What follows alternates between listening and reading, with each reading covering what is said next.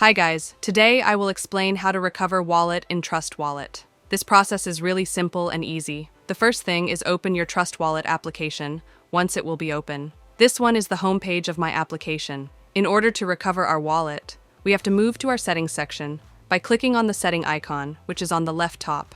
Now here on the top you can see my wallet. In order to get access, we have to click on it. And here you can see I have this wallet, and mistakenly, I delete my wallet. Now in order to recover that, we need to tap on this plus icon, which is on the right top. Here you will see two options. This one is create new wallet, and this one is add an existing wallet. Like, we want to recover our wallet. So that's why we need to click on this option, add existing wallet.